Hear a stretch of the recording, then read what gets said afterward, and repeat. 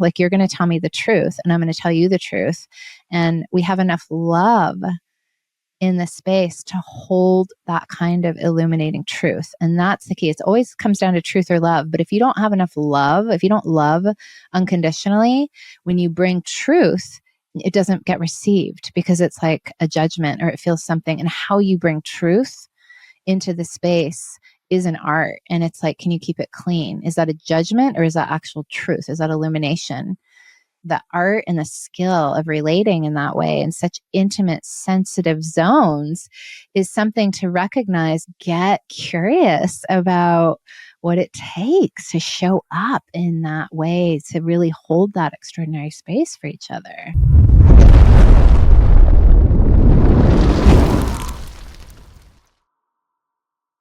Welcome to the Ignite the King podcast. I am your host, Dr. Michael Diamond. This is my co-host, the beautiful Dr. Nanilea Diamond, my wife.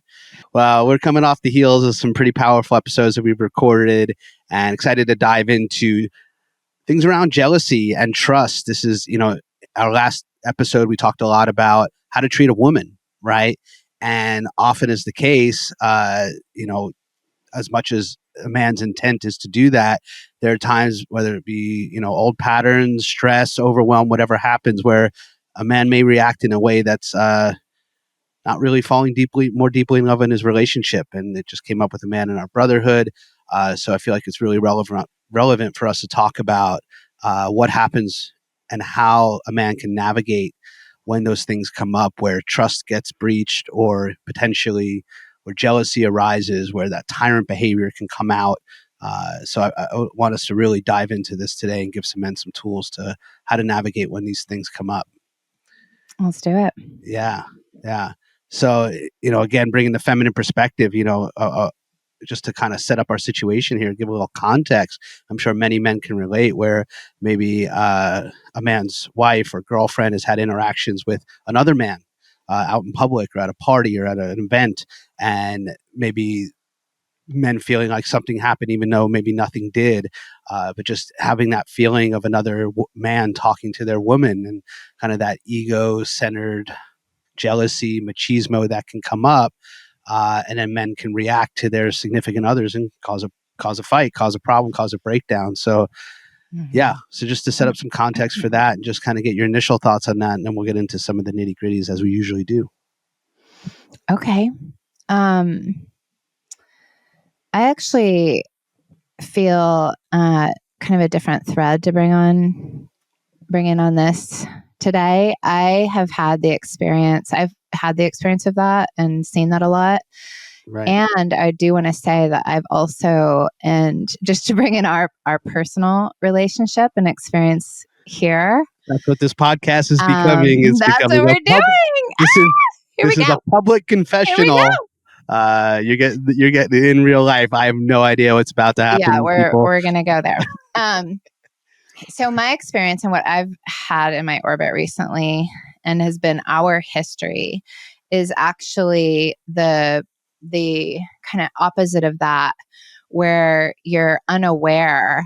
And I remember this with you and I, where it was like, that's your primal energy coming online, being like, that's my person, like that's my mate, that's my, there's like a tribal primal energy that isn't ego. It's like something that is, like a growl, like this primal energy that I, as a woman, have actually experienced.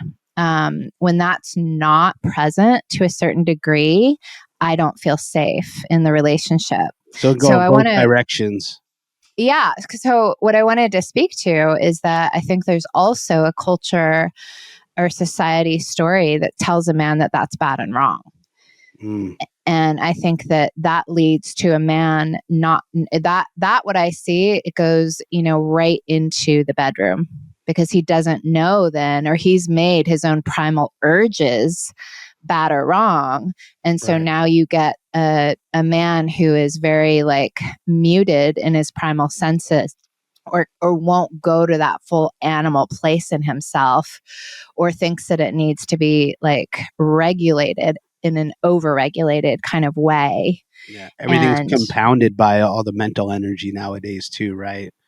Where a man like is, in a sense, very disconnected from his primal urges and energies, I would say. Yeah. And women too, Sure. It's a society thing. It's a numbing thing, and like we live in houses. We don't feel the skin. We don't feel the air in our skin. We don't have the sunshine. We walk on concrete. Like we're disconnected from Mother Earth. We're disconnected from the seasons.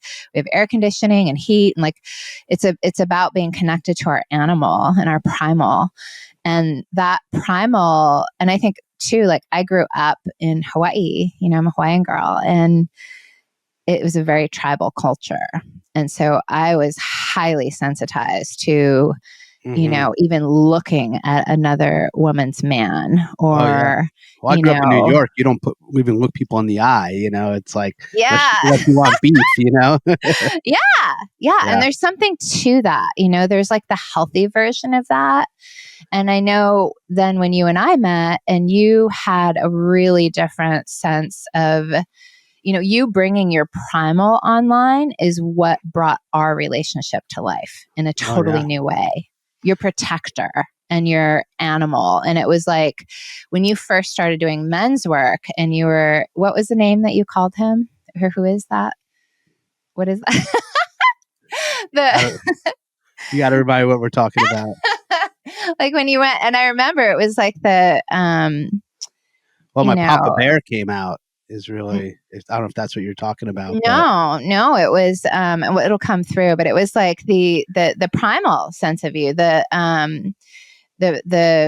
wild man. That was it.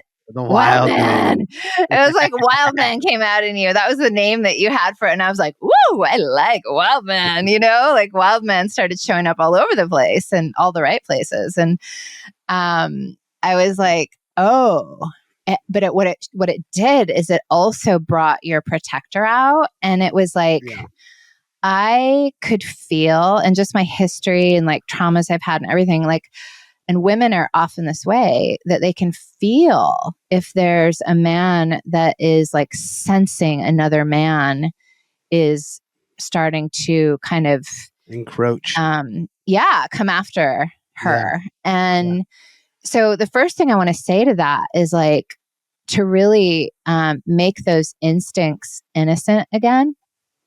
Say and that honor again, them. please. Yeah. I think we're so quick to make them bad and wrong and call them jealousy and try to, be like, more refined and domesticated essentially. Well, and I think it's about the integration of that. We're talking about like our amygdala, limbic centers and our cortex integrating, know?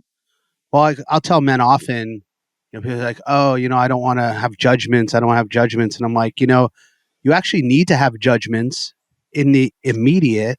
You need to be able to make quick judgments and be able to read the situation. But then it's like, what meaning are you putting to what you're perpetuating? Because, we are visual creatures primarily. So, and energetic, right? We feel things. But if we see something, it's going to have an immediate association with what we know about what we're seeing, right? But then do I carry that forward or not? So kind of linking to that primal of like, we need to be connected to that and know that it's giving us information. And then obviously what we then choose to do with it is a whole nother story. Mm-hmm. Yeah. And and it's primal energy is your primal intelligence. It's like, it's precognitive, it's your senses. And if it's waking up, I would say for a man, if it's waking up through jealousy, it's just a trigger to let you know that needs to wake up more, period, and like be integrated with your whole being. Because if the information coming to you from those senses is it's either going to be in, hyper or hypo status, and either one is not in sovereignty, right? It's not in right relationship. So if you get either one, and you were more in hypo, and I have a tendency to hyper. So it's why women love bad boys, right? It's why women love the bad boys, because they know they're crazy enough. They'll protect them. Yeah. They'll die or go to jail to protect their woman, right? To a fault. And women feel safe with that. Absolutely. 100%. And that was me. That was totally me. I mean, you were the first man that I dated that like didn't have tattoos and like a criminal record. You know, it was like I wanted the Well, I just want to baddest say I of the have a criminal badass. Wait, now record, you have and one. I have a tattoo, and I have a criminal record. So I passed Now the you test. qualify, babe. We're all good.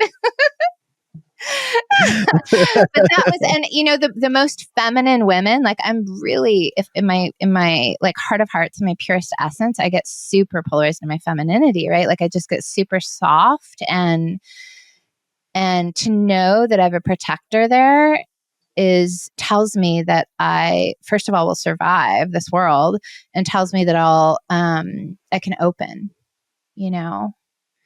So I think for men, it's like not to be scared of that part of you, and to know if it's either hyper or hypo, if like you're getting crazy, you know, signals. It's about learning how to integrate that and open that like intelligence network, and really kind of transduce the information and say what's actually true here. Because I've seen, you know, there's a thing called mate guarding, which I know we were talking about, where it's like the men that are just kind of loose with that because they don't want to appear like they want to own a woman, or, you know, jealous or whatever it is, when it's actually like there is something there. And oftentimes there's not. But Well, there's a lot of just classic masculine, feminine, energetics, dynamics, polarity that there does create that like softening for a woman, for a man to be in his right relationship with his duty, his responsibility, his kingship, to be the quote unquote leader of the family. That's not, doesn't mean a woman couldn't do it or doesn't do it, but just from like a core polarized place, like the man stepping more into that.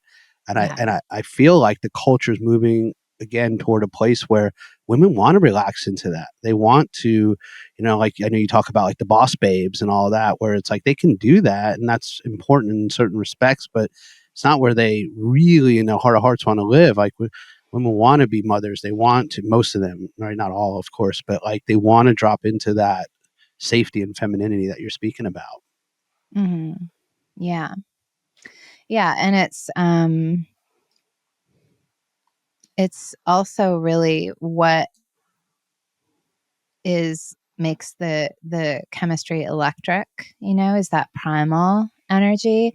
And it's also it's a lot of the trust of a woman. Like, can she trust him? And if he's not picking up signals that are primal, and she is, you know, I see this all the time where or I'm working with couples and she like give me this look like he's not even picking it up, you know. Right. Just right over his head. Yeah. And, you know, I used to have the experience, I remember, for you and I would get really upset with you about it, because it would be like, we'd be out in public and I could feel all the, like, men giving me all this attention. And I wanted you to step in more. Like, I didn't want to have to be the one to create the boundary over and over when you were by my side, you know. And fast forward now, it's like, now we have it where we've done a lot of the work, where you get the signal and you'll just like walk over and stand next to me, you know? And then we get playful with it, which is what you can also do, and be like, you know, you'll like grab me and like, and be like, and just make a sound. And it's like, oh yeah, just that growl tells me that like you got me, you know? Right. Talk more about that, please. Well, that's what it can look like for the men who are jealous. It's like if they could growl it out, or like at the punching bag, or move that energy and like get really into it, it might be waking something up in them of like claiming their woman even more, you know, and like not in an unhealthy way, in a way of like, woo, something came into your orbit, and like bring that in and, you know, claim her, and like growl at her, and like even let her know, like, hey, even hearing another man's name, and I like, woo, you know, like it's not from an insecure place. It would be like, oh, you know, then they're going to have jealousy. But like, if they can really integrate and ground that energy, and then like channel it into that primal, like, you know, claimer of her, like that's what I've experienced in our relationship that has, you know, I mean, that's been and just a to turning speak point. directly to that, I'll say I definitely ran that jealousy energy along, for a period of time. And what I eventually had the aha of, and I've shared this with other men as well, is like, I'm like, I won. I'm with the woman, right? Like, there's nothing to compete against in a way, because it's like I've already won. Mm-hmm. Now I gotta keep that, and I gotta show up for that. But it's like it really helped for me take any of the charge out of jealousy, because you know, and it almost became a thing where I was like, of course my woman's being desired. Of course, like, Mm-hmm. not only, in your beauty, but just in your essence and your energy and your aura, like people are attracted to that, right? Now it's my job to make sure there's like fortress of solitude around that, like Superman, and make sure that that's being protected, because we live in a world too where people prey on that energy. People prey Mm-hmm. on men, especially will prey on the feminine in that way that's especially being expressed openly. That's honestly the root of so many of our problems in our culture, is how men Mm-hmm. don't hold that sacred, or have boundaries, or uh, penetrate uh, those boundaries with women, right? Violate. That's the word I'm looking for. They Mm-hmm. violate that. So us as men, not even just in our own relationships, but just seeing women out in the world and being the man that is the protector, being the man that women are going to say, I want that guy around, because I Mm-hmm. know he's going to stand up if something goes down. I've watched countless after countless video of people being attacked, like randomly in streets, and how other people just walk by, or they're sitting there filming it, right? They're not Mm-hmm. doing anything about it. It's like, be Yeah. the guy that's going to fucking step in, right? Mm-hmm. At a minimum, your own relationship, right? So that's something I've had to learn, as you're talking about. I've had to grow in myself. It wasn't an Mm-hmm. instinctual thing. I Mm-hmm. grew up as a good Jewish boy from New York. It was like different, just a different energetic. Now, don't get me wrong. My father very well, a total badass in his own right. My brother, all that. So it's there as well, but Mm-hmm. just culturally, it was different. Uh, Mm-hmm. so it was a learned thing, and thankfully for that. But I always Mm-hmm. remind men, like, you've won. You're with that woman. Remember that. Like, there's a certain level of pride in that too. So Mm-hmm. Yeah. Yeah, I can relax into it. And at the same time, not taking it for granted, you know? not at all. Yeah. Mm-hmm. And it kind of plays into this other piece that I brought up at the beginning around trust, because Mm-hmm. some men will, feel like trust is being broken, or betrayal, or not knowing like the full story of what's going on, or, maybe definitely based, many men have, old relationships where they were betrayed, or there was infidelity, or there were things where it's like, in a sense, they have good reason to have those flickers of trust come up. Maybe what would you say to those men, or something to kind of get underneath that as well, that have had Yeah. history of that, and are trying to really approach their current relationship, or maybe one that's about to happen, with a new pattern here? Yeah. That's a great question. And it comes up a lot. I know for both men and women, for individuals, it's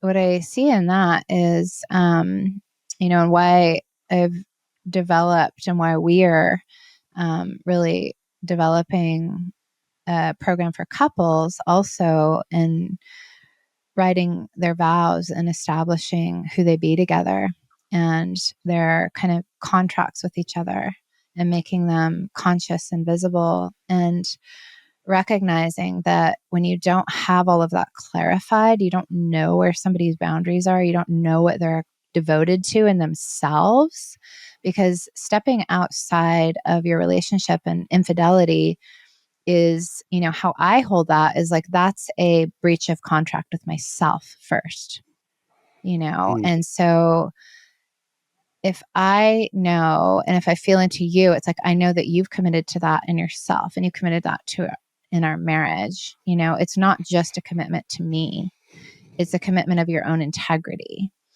And I think it starts always at home with yourself, like, am I committed to this? And And there's so much in that, in your own leadership of, do you trust yourself? Do you trust your own leadership? Is your word law? You know, when you say something, is that what's happening? Are you sovereign? Do you have command over your own energy?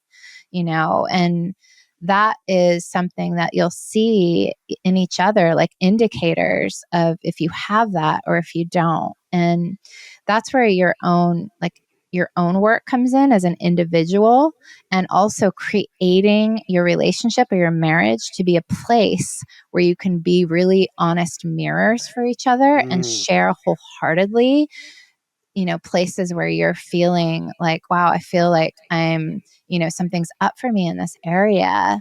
And this, you know, may just be completely about me, you know, and I You're not want to saying that your share it, you relationship will know. be a mirror for what's going on in yourself. Are you suggesting that?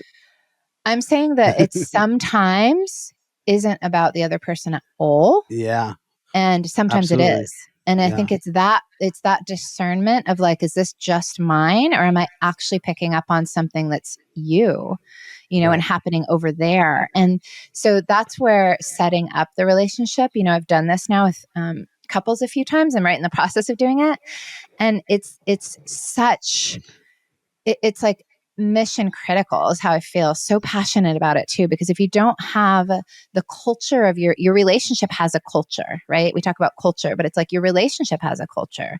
And setting up the blueprint and the design of what your marriage is, what your relationship is, how you bring things to each other, what the boundaries are, what the, you know, standards are, what the promises are to each other, and how you go through these sticky times together. You know, it says everything about the longevity of, because there's times where it is really, you know, like I can bring things to you and say, listen, I'm going through this and I have a feeling that this is, you know, this may be just mine. Like it's my stuff. It has nothing to do with you. And I still want you to know that this is what I'm my work, you know, because we can take care of each other too. Like, and I'll notice, you know, like we do that for each other where it's like, I know it has nothing to do with me.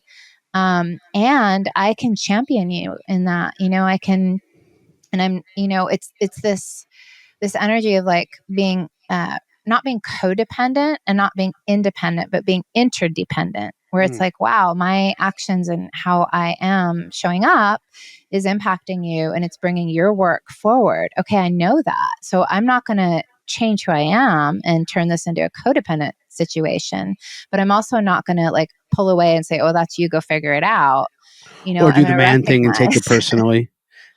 Yeah, or taking it personally. And that's more, I mean, we can get into attachments and what that is, but that's more like anxious attachment and, you know, trying to grasp versus avoidant, where you're going to like, you know, want to pull back, you know? So there's just so much juiciness to the dynamic of the relationship itself, and designing it and having agreements and like coherency in how you do you. And I love when I see couples humming in that way, where they know their relationship is where they can bring something. They have the language for it, the tools, the skills. It's like, it becomes the greatest container for your development, your awakening. Yeah. Well, I want to take a pause here for a second because there's a lot in what you just said, which is really beautiful, but real gut check to you men out there listening, or women. Like, how many of you have established this in your relationship, this code of how you do life together, the culture of your relationship? Have you established those values, those standards, those boundaries? Have you communicated them with each other? I mean, real honest gut check. And it's okay if it's a no, because for most people it is. It took us a long time to get to that place too, where, you know, there's a lot of assumptions going into relationships, and there's a lot of filter of hurt, past traumas, all the things we were talking about earlier around jealousy. So, you know, you inherent in what you're saying, and I know you say it in your work as well. It's like, you got to know each other's work. You have to be able to champion each other in that. You have to know what filter of traumas and challenges that people are seeing things through, and establish that new level, new baseline in relationship. And, you know, this is what we're here to help bring through in this world, is like actually having that, being able to have those communications. Because I know for years, and so much of our work is because we had to go through it, was, like, you bring something and then me thinking it's all about me and taking it personally and, storming away, or it's not the time, and just not addressing things because I wasn't really addressing things within myself. Right. So things in trust and relationship, if I can't even trust myself to make a decision or trust myself in how I am in the world, how the hell am I going to feel any level of trust with my intimate partner? It's probably just going to, and had just amplified those places. I didn't feel that within myself. So it's both the inner work and the interdependent work that is so important, right? It's like the relationship, as we know, is just going to amplify where the work really needs to get done, which ultimately leads to a deeper connection. So I'm just taking ownership of that because that's something I had to really get with myself about, was like, okay, there's places in myself I don't trust here. And it's just being mirrored out in my relationship. Yeah.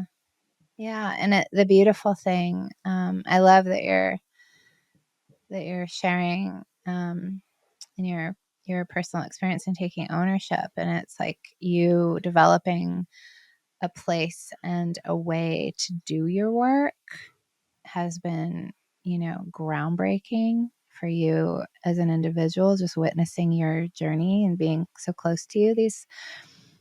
For our relationship, just seeing that it's so important that as individuals we have a place to go and someone to guide us through and formulas to use, and that we're not just navigating it blind together. That's also something I'd say is like really seeking mentorship and seeking support is critical. And there's a lot of stigma around that, and or people just go to therapy. And I'm sure that there's some great therapy, but there's also some therapy where I've seen a lot of couples where it didn't work out, or they didn't want to go, or it took so long, there wasn't transformational enough. And one thing I'll say too about relationship and what I've witnessed in our relationship and in so many couples is that, it's not just your work. And as an independent, once you become in relationship, you realize the magic of being with someone in this beautiful, devoted way where I'm championing your true essence and your highest, and I'm championing the truth in you, and you're championing the truth in me and who I really am, is that when you don't trust yourself and you share that with me, and you're learning to trust yourself in places where you've broken that trust and violated your own boundaries or just didn't even have them established, that I can stand there with you in that vulnerable place.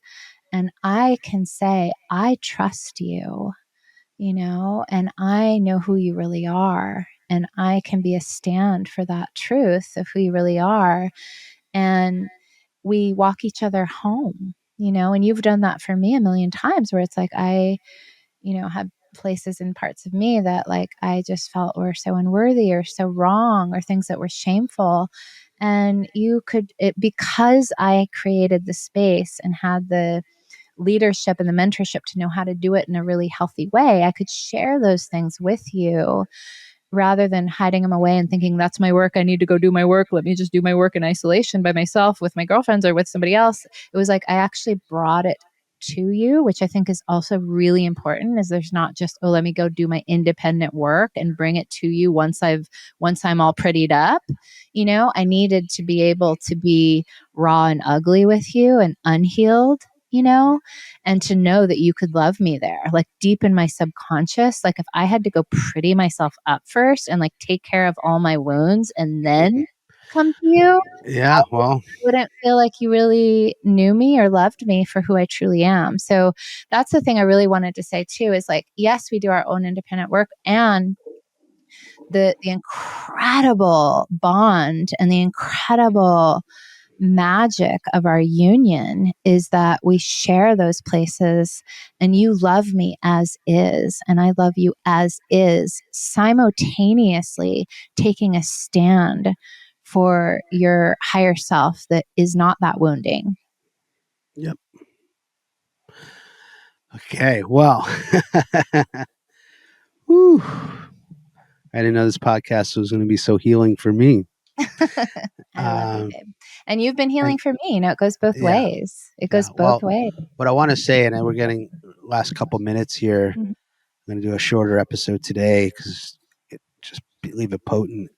One, it's an honor, and I want men to really get that to serve your woman in this way, your relationship in this way, is the biggest honor in the world.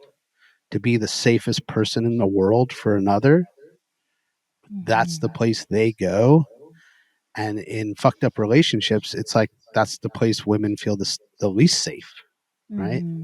So to be that person for another, and then in your own family, and then in your community and beyond, it's like the hugest honor to know that you're a place someone can go to share the deepest, the darkest, the scariest place. And yeah, it takes the inner work of having done that with myself to be able to hold that space, right? And then it's vice versa, right? It's like I don't always need to be the strong one, that there's a different strength to be able to be vulnerable, right? And for men to get so much of this, especially going into those wounded places, is about vulnerability. And it's the place in the culture men have been told to not go, to not be vulnerable, that people are going to step all over that, and that to not trust people in that way.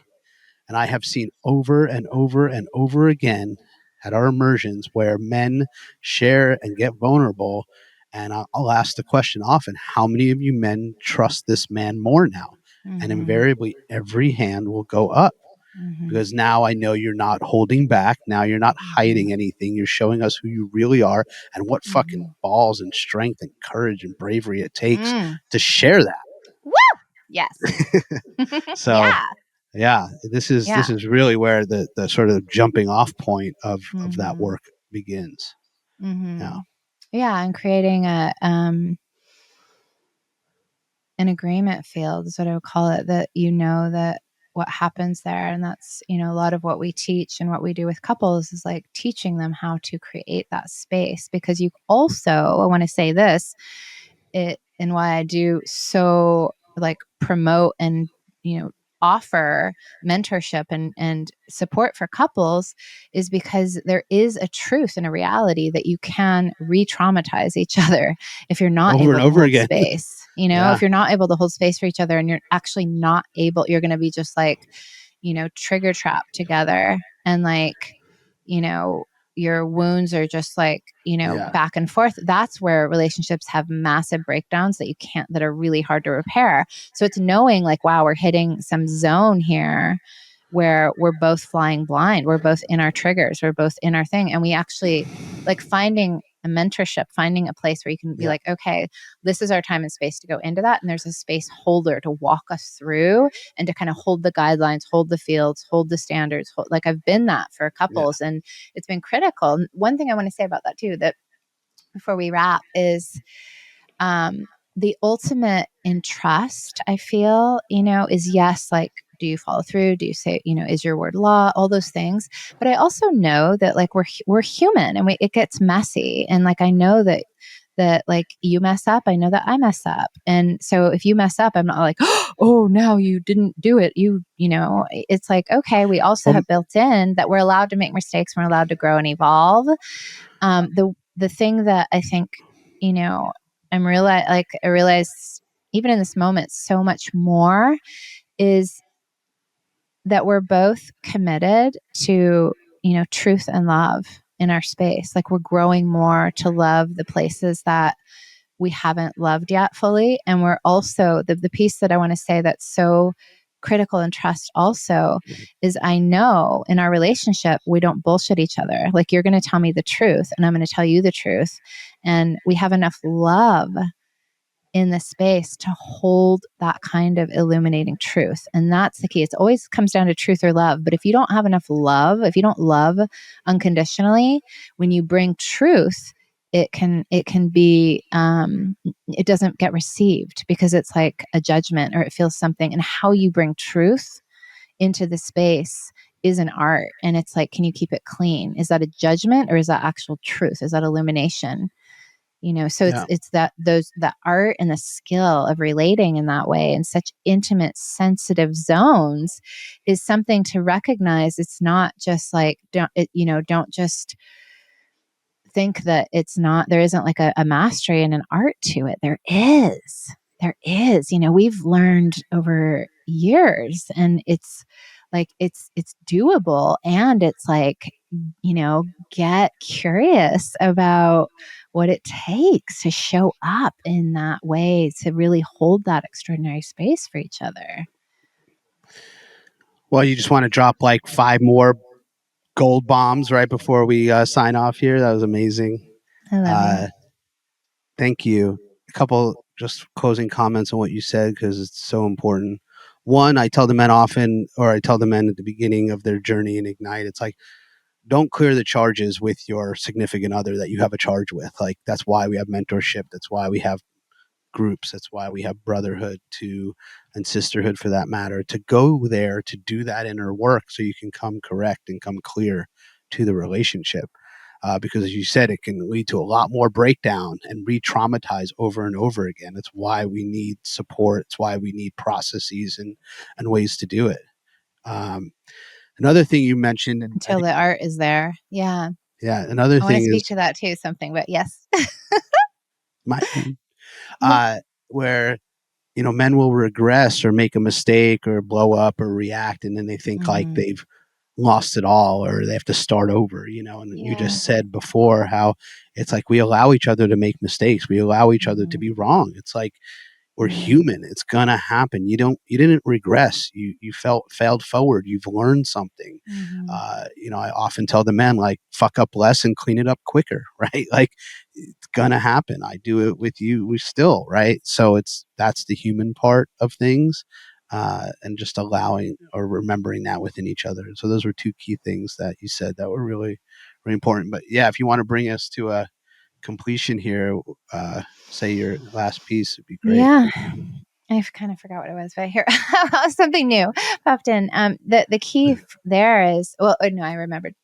So first thing, just to speak to what you said, because it's so, so true. It's so true, babe. It's so powerful. That we're allowed to make mistakes. We're allowed to be human, like, we're not in a perfectionist agreement here that we're both going to be perfect, or we have to wait till we're perfect to share ourselves,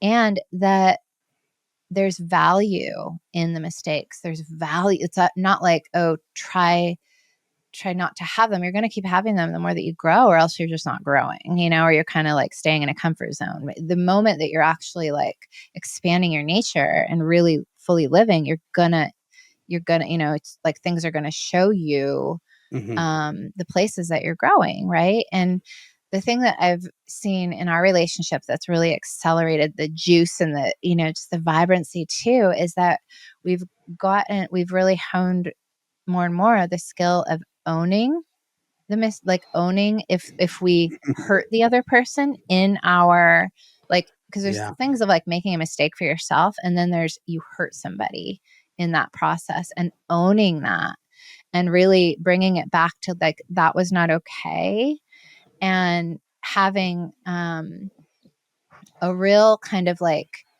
moment of healing in it, and a repair of what happened, and recognizing there's a rupture when somebody's hurt by someone else. And it's just like if you got, a rupture in your, if you tore a ligament or something, like there's a healing period of time. Yeah. And to acknowledge that, to not like, oh, I'm just going to flip into, oh, just, like that there's, and there's so much wisdom that comes through that experience, because what I've witnessed and how we learn is that one of the biggest, like reasons for me, like I'll say like getting my shit together in some places, is I actually feel the impact of the hurt that it caused. And not to hide that from each other. Like if there's something that actually hurt, and it was true that like, wow, you did something that really like it had an impact of hurt, to let you see my tears, to let you see like that was really, that hurt, and then you see my tears and you feel it. And I know that with the men, when I've gone into the Ignite circles, it's like I will share the hurt of the archetypal female, of Right. like woman and what it feels like to have these things happen. And I will share vulnerably and show tears and show them the impact of it. And that's how we learn, is we see and feel the impact and we go, yeah, I'm not doing that again. It's not a logical thing where like, oh, I have to be a better human and I'm going to be a, this or that. It's like we viscerally go, oh, I get it now. That had that impact. Yeah. Or even to bring it back to the beginning of our conversation where there's like that tribal feeling of protector. When I would show you how it felt to like your absence in those spaces, what it felt like to me, and really help you to see it and feel it, you wanted to come forward. It was like, oh, okay. And what about when I do this? And I'm like, oh, and I just like relax and you're like, oh, got it. It's the primal messages of how we impact each other, and letting that be seen and known is the teacher itself. It's not a logical thing of like, next time I'm going to do this. It's like your body goes, oh, feedback, and next time I inherently want to bring us into greater truth and love, Ow! Amazing. I think that's a great place to pause because we have way more to talk about this and how to integrate this, how to develop this. And, I often teach men about the subtle cues and how to tap into that. And we live in a culture where we're numbed out for so many reasons. And as we start dropping those masks, shedding those layers, and as you just said, like, we want to show up that way. It is in our innate primal coding as a man, that duty and responsibility to take care of our kingdom and the bigger kingdom. So we're going to leave it there for now because there's a lot more we're going to dive into around our kingdom and our sovereignty and how we express that. Ooh, it's hot. It's hot when it's like an embodied, like, come would forward versus like a mental thing that you're trying to do to like check a box. That can be felt too, where it's like, ooh, I got it on a primal level. And like, you can feel like, and it changed you, I can feel that. And then I feel you come forward in a new way. That's like, well, it's embodied. It's not a mental thing anymore. Yeah. Yeah. So, but that's where the mistakes and everything turn into this like, new juice, where it's like, whoa! Oh, I knew it was coming. It was juicy. Here we go. Every episode, we're going to get juicy in there. Well, thank you so much. This conversation, as I said last time, like it's good to relive like how we've been doing our life, because there's been so many lessons along the way. This podcast is so that others don't make those mistakes and get that wisdom now, start implementing it now. That's what the whole intention, mission, and vision of this podcast is. So for you men out there, I know if you listen this far along, that you've gotten tremendous value. So make sure to like this episode. Let's hear your thoughts, comment, share it, subscribe to the channel, and we'll see you next time. Have a beautiful rest of your day. And I want to say too, if you're in a relationship and you need that place and that container and that guidance through, that there's no shame or stigma in reaching out and saying, hey, we need some help. Or, hey, I need some help. Totally. And all those links will be in our show notes as well. And there's lots of opportunity to do that work.